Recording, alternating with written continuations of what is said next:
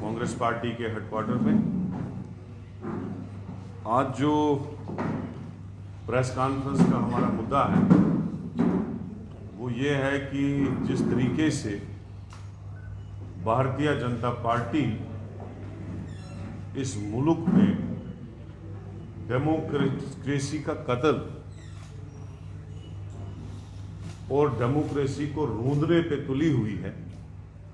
हमने आज तक आज़ादी के 77 साल में ऐसा जो सिस्टम है बीजेपी का, जो बीजेपी ने एक तानाशाही का दौर चलाया हुआ है, वो हमने कभी नहीं देखा। आप प्रेस वालों ने भी नहीं कभी देखा। कांग्रेस पार्टी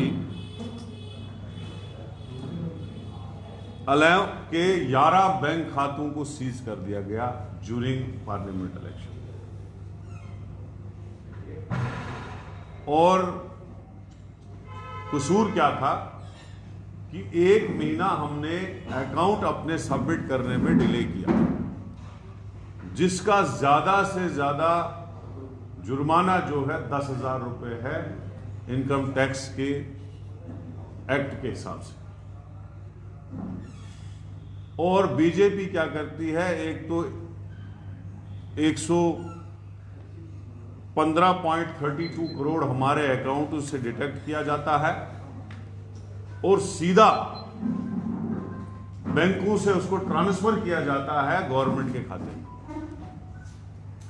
जिसमें इन खातों में टोटल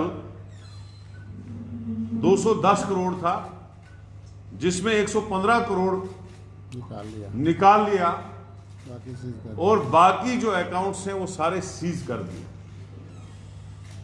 ये तो कभी किसी दौर में ऐसा नहीं हुआ कि मेन अपोजिशन पार्टीज के आप बैंक खाते सीज कर रहे हो ताकि ये ना अपना पब्लिसिटी कर पाए, ना अखबार में कोई पब्लिसिटी दे, ना प्रेस में कोई पब्लिसिटी दे, ना ये कंपेन कर पाए, ना हम अपने कैंडिडेटों को कोई पैसा दे पाए। तो ये मुझे लगता है कि ये हिटलर के दौर से भी बदतर दौर गुजर रहा है इस मुल्क में। इसी बात पे प्रेस कॉन्फ्रेंस की थी। 14 लाख रुपए जो डोनेशन है हमारे एमपीज का जो पैसा, एमपीज की सैलरी से हमें पैसा जमा हुआ, हमने एक मास डोनेशन प्रोग्राम चलाया कांग्रेस पार्टी का। किसी ने 100 रुपए, किसी ने 1300 रुपए, किसी ने 13,000 रुपए पार्टी को दिया, और यही वही सारा पैसा था जो हमने मास डोनेशन से जो है जमा किया था। तो इस सारे पैसे पे जो है से अपील करते हैं कि इमीडिएटली इस पे कोई ना कोई नजर दी जाए और हमारा जो पैसा है वो रिलीज किया जाए। दूसरा ये है कि आपने देखा इलेक्टोरल बॉन्ड स्कैम आ गया। अभी देखना, आपने ऑनरेबल सुप्रीम कोर्ट ने निकाला एक बहुत बड़ा घोटाला जिसमें सबसे ज्यादा पैसा जो है बीजेपी ने लूटा है लोगों से, और उन कंपनियों से। डोनेशन वाली वो कंपनियां हैं, ऐसे ही ये रात को आईबी का रेट, सीबीआई का रेट, ईडी का रेट और सुबह 5 की वसूली। ये एक पार्टी इतना पैसा गलत तरीके से लोगों से लूट रही है, और दूसरी पार्टी जिसके पास साफ सुथरा पैसा, लोगों से जमा किया हुआ पैसा, एमएलए और एमपी के सैलरीज का पैसा जमा किया हुआ, उसको सीज किया जा रहा है इलेक्शन के टाइम।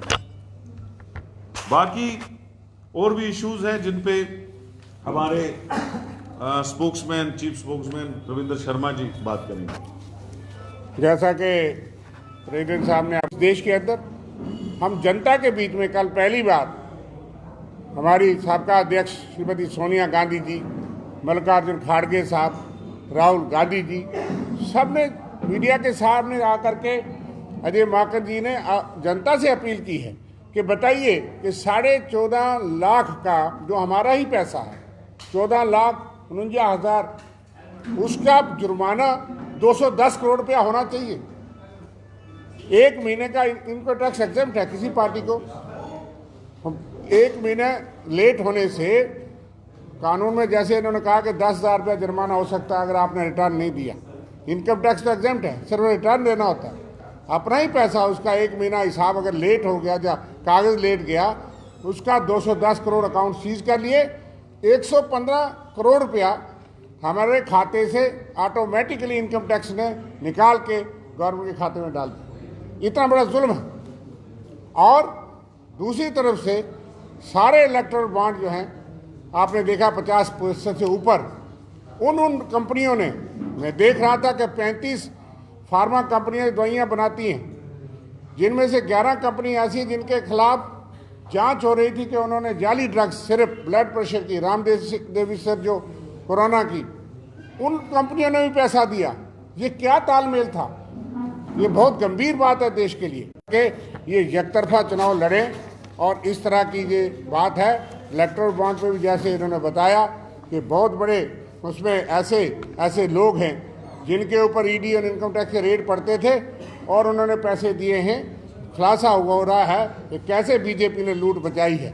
इसलिए इन चीज़ों के लिए हम जनता में आपके माध्यम से ये आवाज़ पहुंचाना चाहते हैं। अब आपकी तरफ से जो सवाल अगर कोई क्वेश्चन हुए, लेकिन वो अभी नेशनल ऑफिस से उसका प्रेस नोट निकलेगा, मैं नहीं बोल सकता हूं, क्योंकि मेरे पे अभी जब Congress president, all India Congress president के ऑफिस से ही ये पार्लियामेंट मेंबर का मैंडेट डिक्लेयर हुआ, वो आज होगा, कल होगा, अलायंस का भी साथ में ही होगा।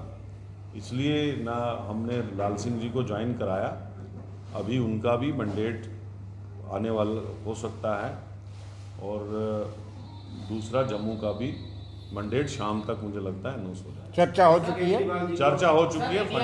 इंडिया अलायंस की आम आदमी पार्टी के साथ जो गठबंधन है, दिल्ली में 4 सीटें जो हैं दी गई हैं, लेकिन रात को ही ईडी ने जो अरविंद केजरीवाल की जो गिरफ्तारी की है, उस पर कांग्रेस ने भी अपनी सॉलिडेरिटी जो है वो शो की है। आप किस तरह से देखते हैं कि लोकसभा चुनाव से पहले एक मुख्यमंत्री का गिरफ्तारी?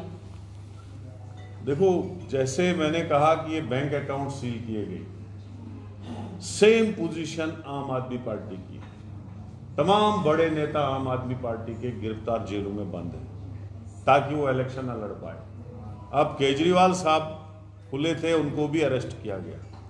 एक्चुअली बीजेपी जोर जबरदस्ती से इलेक्शन जो है लड़ना चाहती है, जबरी कब्जा करना चाहती है कुर्सी पे, ताकि अपोजिशन के लोग कैंपेन न कर पाए, खर्चा न कर सके। बैंक अकाउंट सील हो रहे हैं, एक दो चीफ मिनिस्टरों को जेल में डाला गया बिफोर इलेक्शन, ये सारा उसी का ये है। तो मैं ये कहूंगा, लोगों को इस चीज का जवाब देना चाहिए कि आप कौन सी डेमोक्रेसी चला रहे हो हिंदुस्तान में। आप एक बड़ी पार्टी का जो अध्यक्ष है, चीफ मिनिस्टर है, उसको अरेस्ट कर रहे हो ताकि इलेक्शन टाइम में वो बंद रहे, वो कैंपेन ना कर पाए। आप एक मेन अपोजिशन पार्टी के सारे अकाउंट सीज करते हो ताकि वो इलेक्शन में कोई खर्चा न कर पाए।